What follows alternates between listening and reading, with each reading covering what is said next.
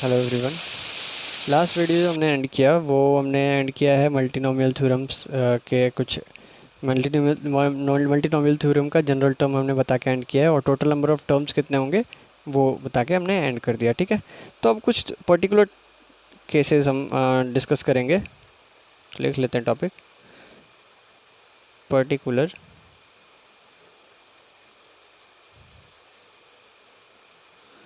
Cases. ठीक है, particular cases of multinomial theorem. ठीक है,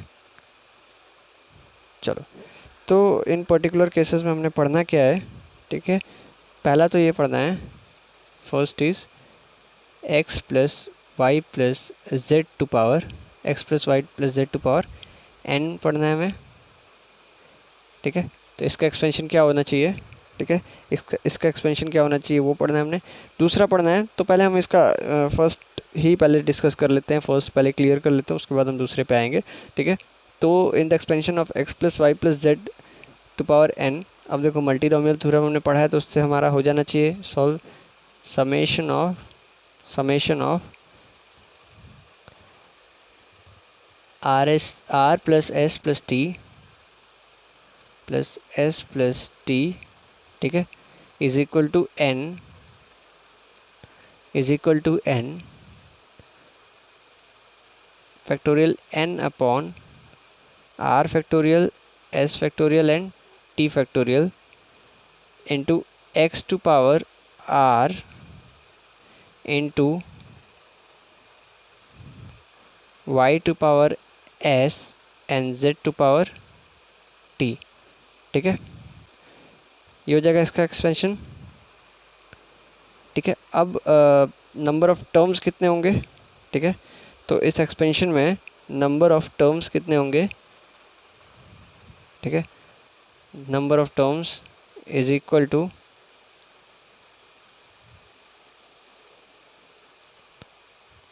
to n plus 3 minus 1 c n plus 3 minus 1 c 3 minus 1 that is equal to n plus 2 c 2। ठीक है, इतने terms होंगे इसके एक्सपेंशन में। ठीक है, नेक्स्ट केस है हमारा case number second. Case number second कहता है कि अगर मान लो 4 टर्म्स है। ठीक है, x plus y plus z plus u, अगर 4 टर्म्स है तो उसमें कितने नंबर ऑफ टर्म्स होंगे और जनरल टर्म कैसे लिखा जाएगा जरा ध्यान से देखना। X plus y plus z plus u to power n है। ठीक है, तो उसका एक्सपेंशन होगा summation of p plus q plus r plus s is equal to n factorial of n upon p factorial q factorial r factorial and s factorial x to power p into y to power q into z to power r and u to power s. ठीक है, ये इसका expansion हो गया। ठीक है, अब बात करेंगे नंबर ऑफ टर्म्स की। तो number of terms is equal to n plus 4 minus 1 c 4 minus 1 that is equal to n plus 3 c 3। इतने टर्म्स होंगे इसमें। ठीक है, इतने टर्म्स होंगे। तो एक क्वेश्चन कर लेते हैं हम इसके ऊपर, जल्दी से एक क्वेश्चन कर लेते हैं। क्वेश्चन अपना in the expansion of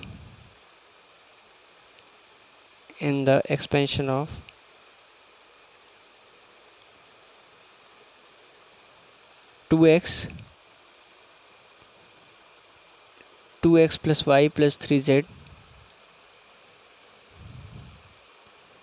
to power 10 the coefficient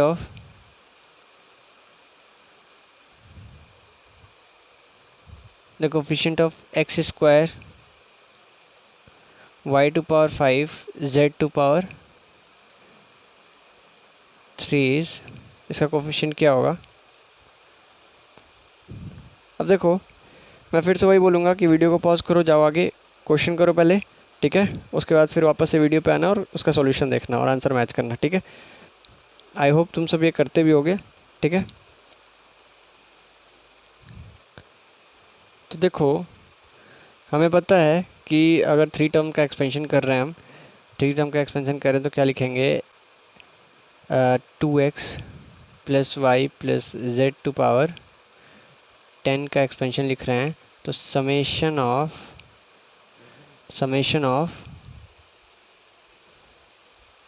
हमने क्या लिखा था 3 टर्म में, आर एस टी, तो r plus s plus t is equal to 10, तो factorial of 10 upon r factorial s factorial t factorial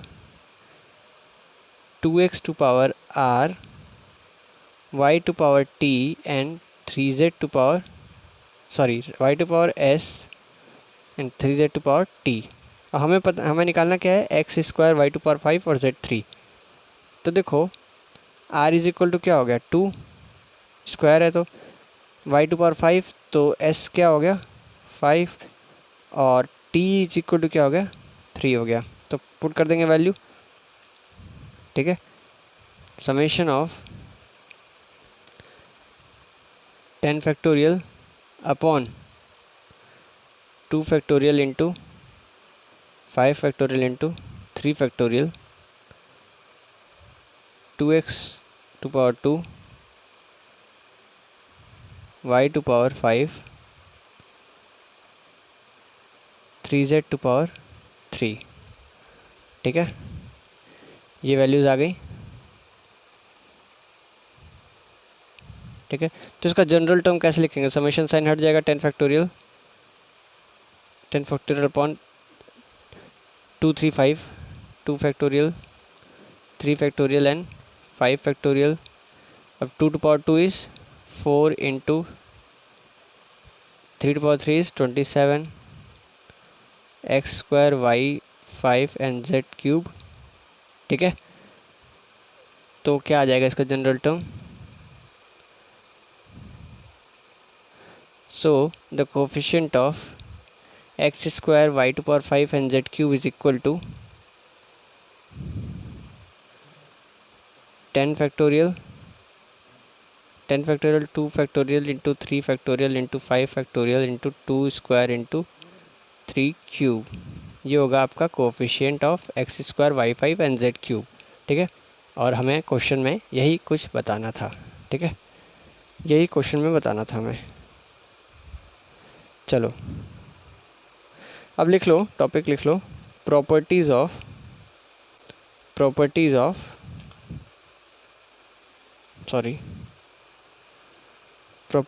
binomial coefficient, ठीक है।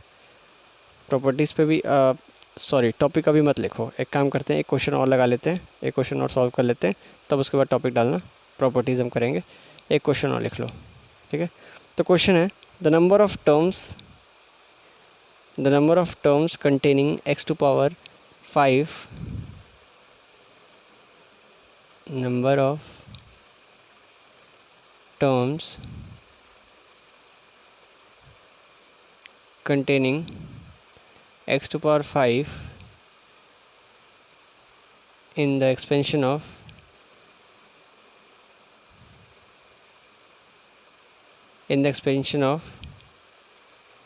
2 minus x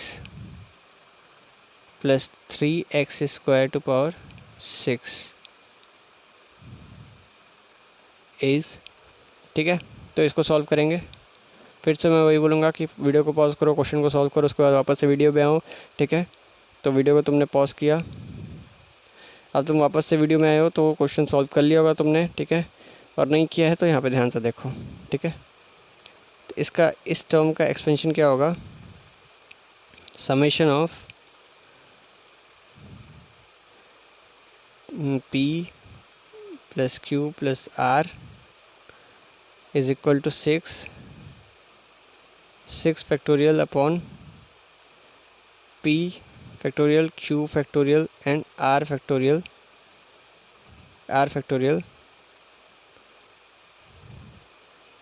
2 to power p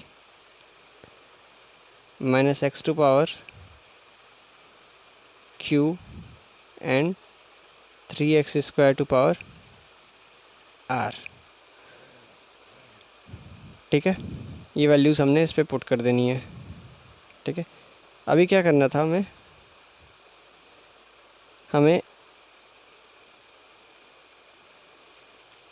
निकालना था वैल्यू x टू पावर 5 का।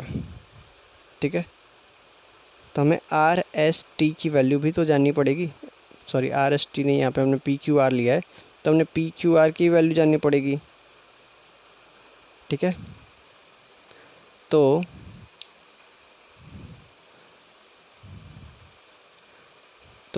अगर coefficient of x to power 5 लिखना है, ठीक है, then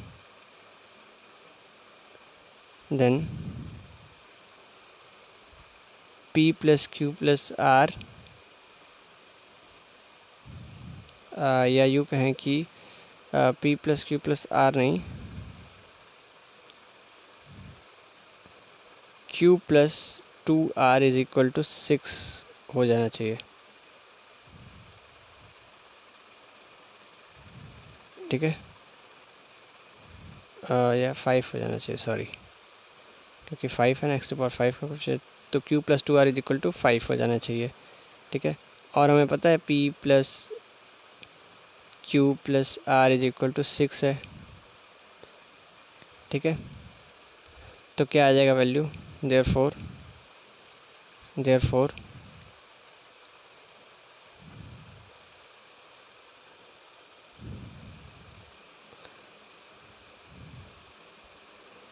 s is equal to 5 minus 2t and r is equal to 1 plus t। ठीक है, और r s t lie between 0 and 6,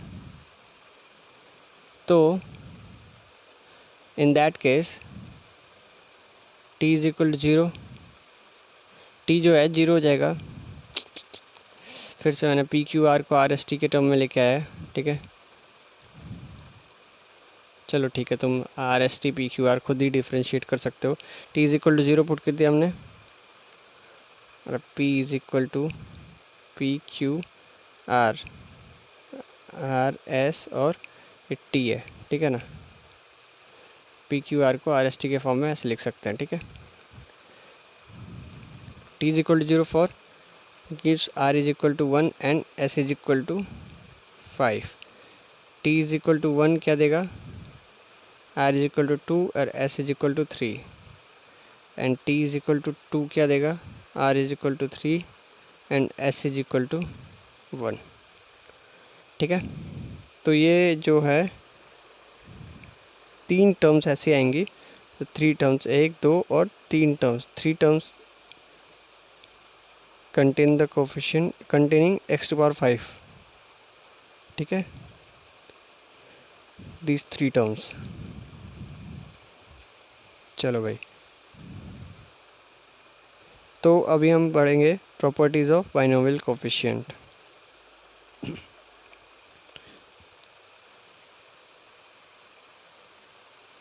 properties of binomial coefficients.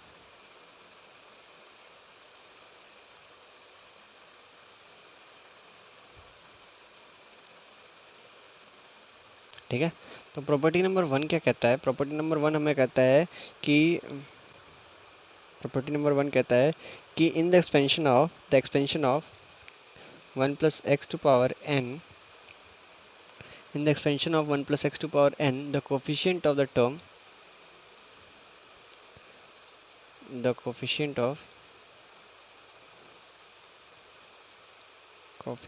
Of term equidistance from starting या beginning and end, the coefficient of the term equidistance from beginning and end are equal. ठीक है, यानी starting से अब इसका 1 plus X to power N का क्या लिखेंगे, N C zero plus N C one X to power 1 plus N C two X to power 2 till N C N minus 3 X to power N minus 3 N C N minus 2 X to power N minus 2 N C N minus 1 X to power N minus 1, ठीक है, and so on. ठीक है, तो last term क्या है, last term क्या होगा, N C N X to power N. तो ये कोफिशिएंट इज इक्वल टू ये, इससे एक पहले वाला term N C N minus N C sorry N minus 3 और एन माइनस 2 नहीं होगा, N C N minus 2 is equal to N C 2, N C N minus 1 is equal to N C 1, that is equal to N C R is equal to N C N minus R. ये पहला property है, ठीक है, और ये पहला formula भी है. ठीक है, N C R is equal to N C N minus R. एक क्वेश्चन इस पे ऊपर करेंगे, ठीक है, हमें क्लियर हो जाएगा. The sum of last 8 coefficient in the expansion of, देखो ये क्वेश्चन हम थोड़ी देर बाद करेंगे, लेकिन पहला क्वेश्चन है कि चलो क्वेश्चन बाद में करेंगे, पहले दूसरी प्रॉपर्टी भी लिख लेते हैं हम. ठीक है, प्रॉपर्टी नंबर दूसरा क्या कहता है, property number second is equal to the sum of the coefficient binomial coefficient in the expansion of 1 plus x to power sum of coefficient in the expansion of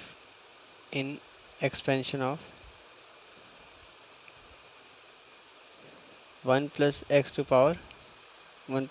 power n is 2 to power n.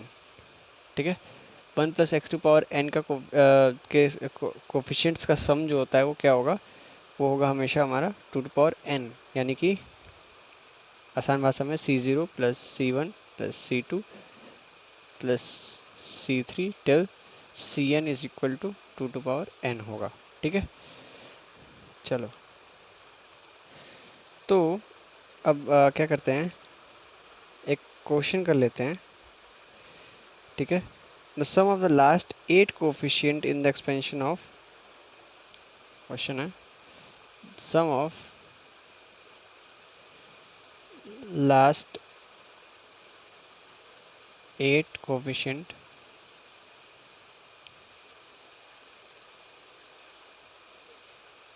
in the expansion of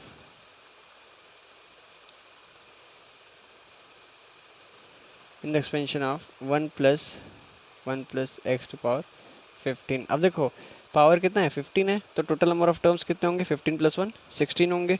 ठीक है, तो last 8 coefficient और first 8 coefficient मिलके क्या हो गया, 2 into C0 plus C1 plus C2 plus C3 plus C4 plus C5 plus C6 plus C7 plus C8. ठीक है, लास्ट अब देखो मैंने यहाँ बताया था ना कि लास्ट जो लास्ट से इक्विडिस्टेंस और फर्स्ट से इक्विडिस्टेंस जो कोफिशिएंट होगा दे आर इक्वल. ठीक है, तो C0 is equal to C15, C1 is equal to C14, C13, C12, C11, C10, 9. ठीक है, तो चलो ये हो गया, दैट इज इक्वल टू, इसकी वैल्यू हमें फाइंड करनी है, इनके सम की वैल्यू. तो टोटल नंबर ऑफ टर्म्स 8 हैं,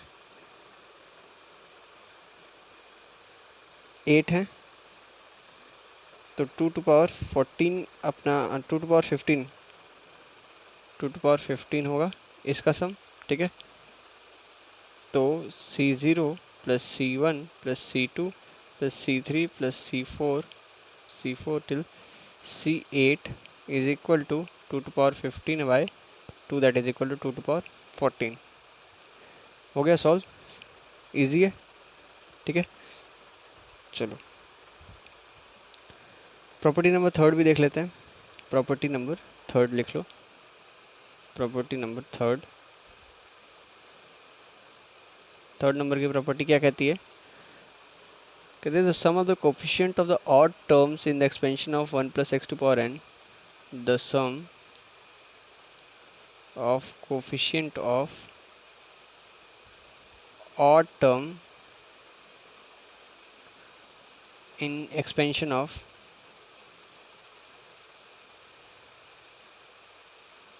1 + x to the power n, 1 + x to the power n is equal to sum of coefficient of even terms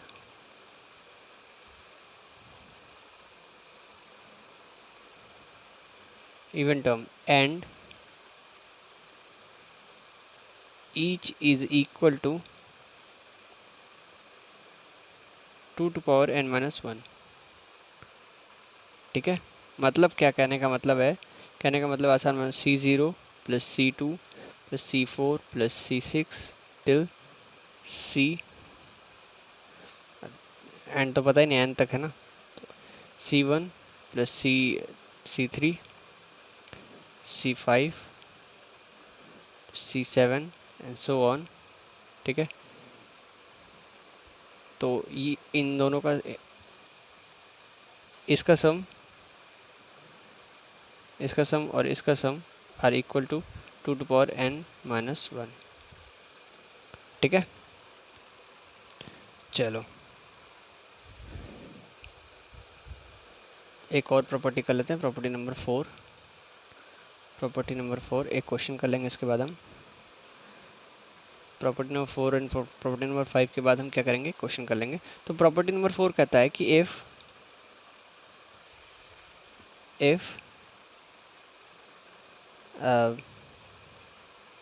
NCR is equal to n by r, n - 1 CR - 1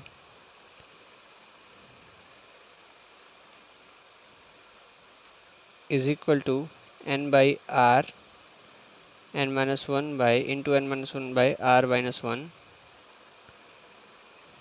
ठीक है,